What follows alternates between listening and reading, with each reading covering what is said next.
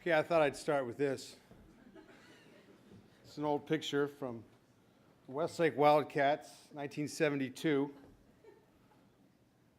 You see this thing? That's my dad right there. That's my brother. And I wouldn't make you find me, but I'm the water boy.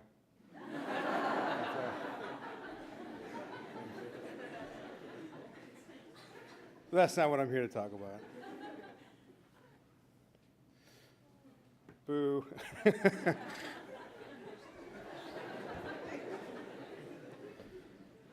Every math teacher has heard those dreaded words. When are we ever going to use this?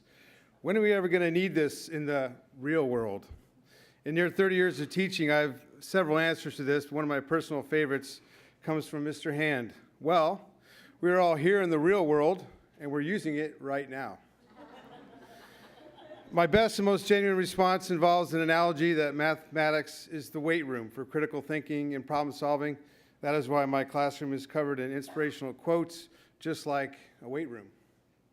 But to steal a line from one of my favorite holiday movies, math actually is all around. Let's try that. Just like the movie, right? I saw Liam wearing this on Main Street one day, and I thought to myself, square root of the previous answer, what a cool shirt.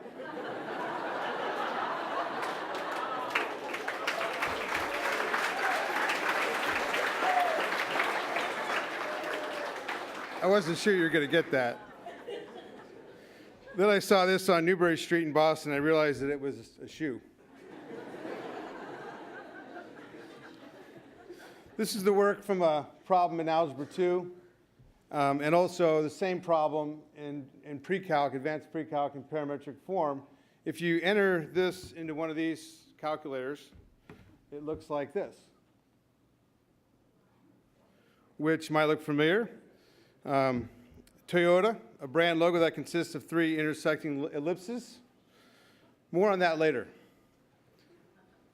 Also on Main Street, I think this is Mr. Burbank's car. He was on duty. Sometimes he parks illegally in front of the Thorn House. But seriously, I'm going to attempt to make a case that whether or not you notice, math actually is all around. The more that you understand mathematics, the more that you'll be able to notice and appreciate the beauty of mathematics that is all around us. Like that. I'll begin with the golden section, or the golden ratio. Everyone has heard of pi, the ratio of the circumference of a circle to its diameter. Pi is a transcendental number that is a decimal that does not terminate or repeat. 3.142835 is where it starts. The other transcendental number common in high school math and science is e, the base of the natural logarithm, 2.71828. And there's more. Coming in third place and little known is phi. The ancient Greeks discovered this phenomenon. If you divide the line segment in such a way that a plus b is to a as a is to b, something special happens. Put another way, the whole is to the large as the large is to the small. Notice that this segment can be turned into a rectangle with side a, and voila, you now have a golden rectangle. Doing the math yields the transcendental number phi, 1.618. You see, the Greeks realized that there is something deep inside of us that regards the golden ratio as beautiful, a fact that many artists and architects have employed for thousands of years. Take this painting by Georges Seurat, a post-impressionist painter that employed the innovative technique of building the surface of his paintings with dots, a method known as pointillism. I had to ask for help on this. Some say that Seurat attacked every canvas with the golden ratio. For the creation of his painting, Bathers at Asnières, the compositional line suggests a conscious decision to use the golden ratio. The painter was also known to use the golden ratio not only for the base of his compositions, but also in the depiction of the figures in different scenes where the golden ratio marked the most important elements of the painting. Notice the river line, oops, I blew it, wrong button. The river line right there, where the river hits the shore right here. All these people in their right spots. Some say, wait, I lost my spot.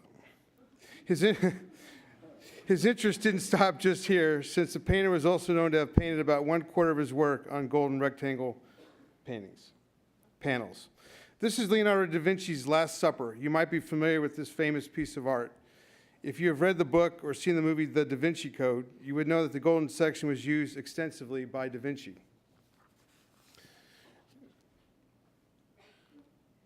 Note how all the key dimensions of the room, the table, the ornamental shields were placed according to the golden ratio, in which was known in the Renaissance period as the divine proportion.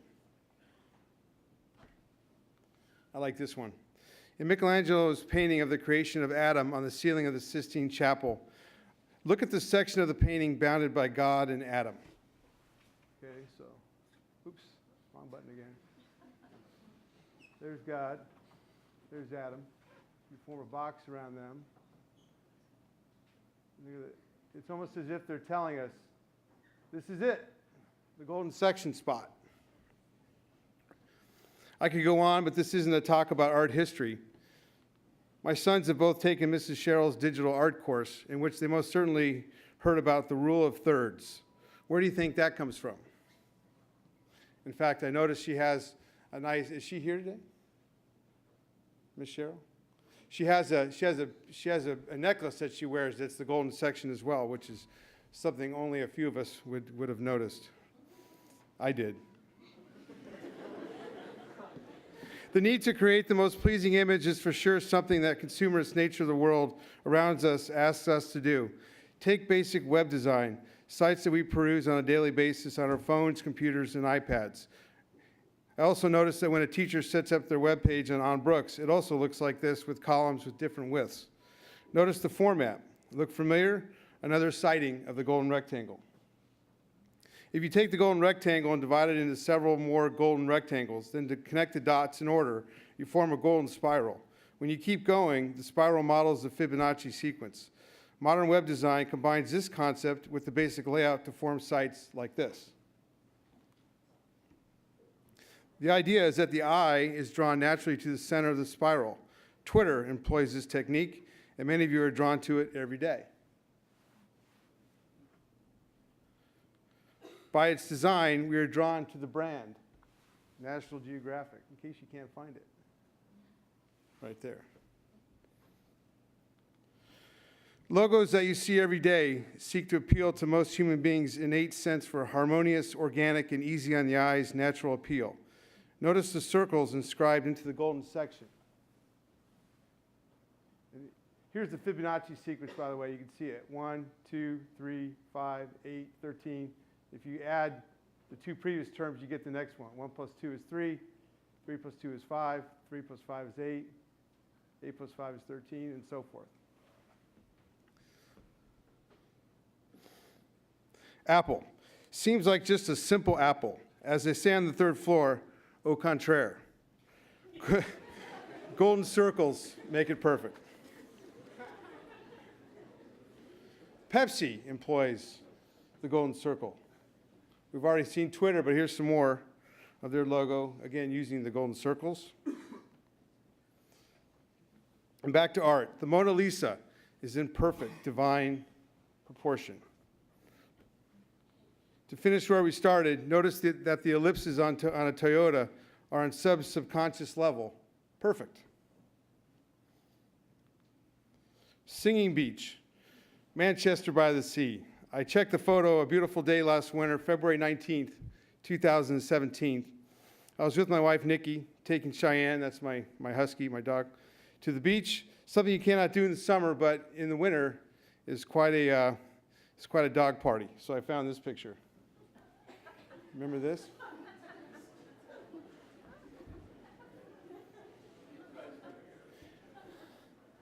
Then I saw this guy right here. There's Cheyenne, by the way.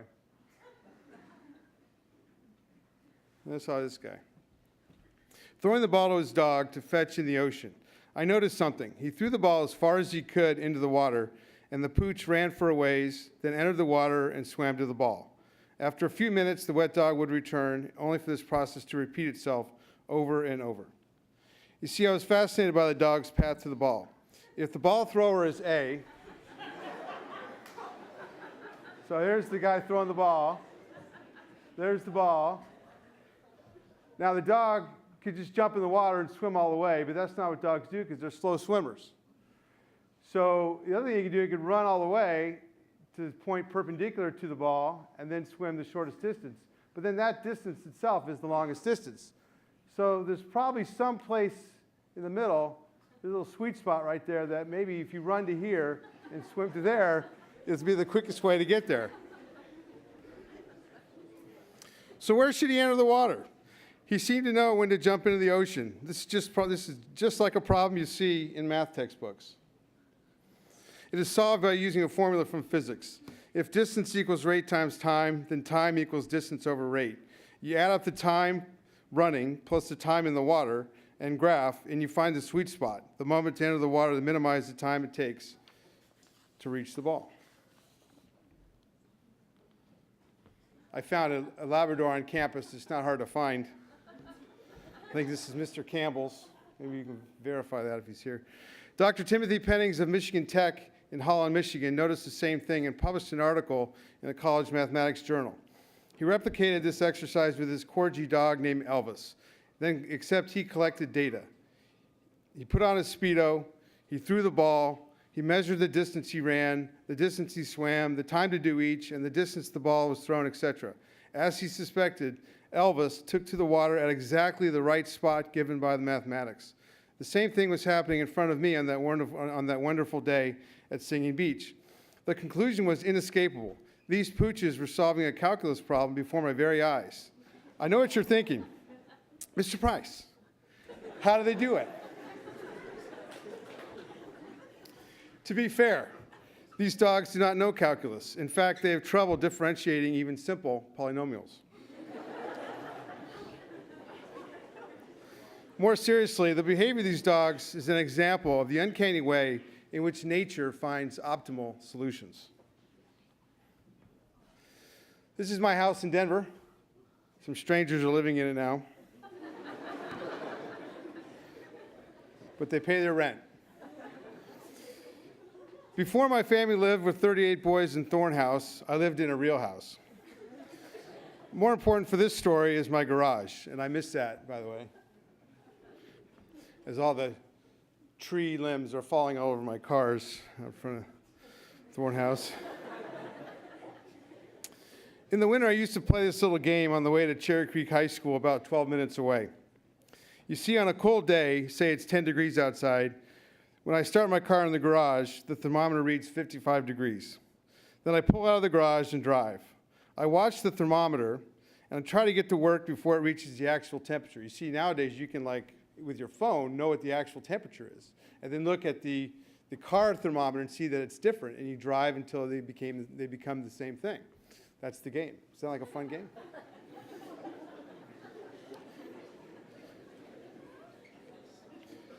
So, thermometers do not simply read the temperature. The sensor needs to cool to the outside temperature to give an accurate reading. Now, I should say I have lots of problems with this because, and I'm sure Mr. Hesse can help me out with this, but I don't think digital thermometers use mercury like they used to. So I'm kind of confused about how they actually are measuring the temperature. And they're also, if a car thermometer is near the engine, then how does the heat of the engine not affect the reading? And then when you start driving, how does the wind chill not affect the reading? So I'm very confused about these thermometers. But nevertheless, I digress. The temperature drops fast at first, then more and more gradually. And if you're a day student, you can play this game on your way to Brooks. This is called Newton's law of cooling in action, in which the rate of change of temperature is proportional to the difference in the temperature. The bigger that difference, the greater the temperature change. The closer you are to the actual temperature, the changes become smaller and smaller. If you solve the differential equation, you arrive at the formula to model the temperature change. I think of this every time I see a student come into my class with a Perfecto's coffee or a Starbucks latte. I've asked the baristas at Starbucks the temperature of a grande non-fat latte when it is served. 150 degrees, they say without hesitation. I've asked at several locations, and it is always the same answer. I love that corporate consistency. So one day, recently, I brought a thermometer to Starbucks and measured in 5-minute increments to produce this graph. Notice that it levels off. What's happening right here? Room temperature, right? It's cooling to room temperature. I lost my spot. Personally, I try to drink it fast before it gets too cold. It works the same way going the other way. When students come to class with a Dunkin' Donuts medium iced coffee with caramel swirl and cream and sugar. So one day I brought my thermometer and did the same thing at Dunkin' Donuts. Notice that it also levels off at the same place, assuming that my classroom is 70 degrees. There's some times last week where I think it was more like 80 degrees.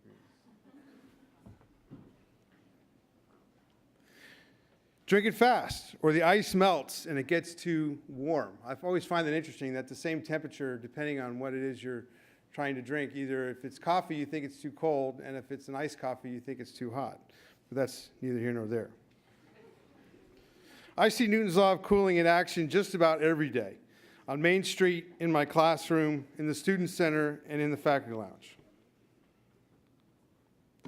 Thank you for allowing me to share my passion, my little secret. Math is all around us, but that doesn't make it any easier. Mathematics can be difficult for many students and requires a consistent effort to grow their understanding, a little bit each day.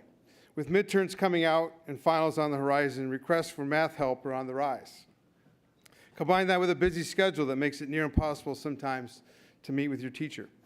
We're here to help. Each member of the math department is volunteering to help staff math help in the map room on Tuesdays and Friday mornings in the library.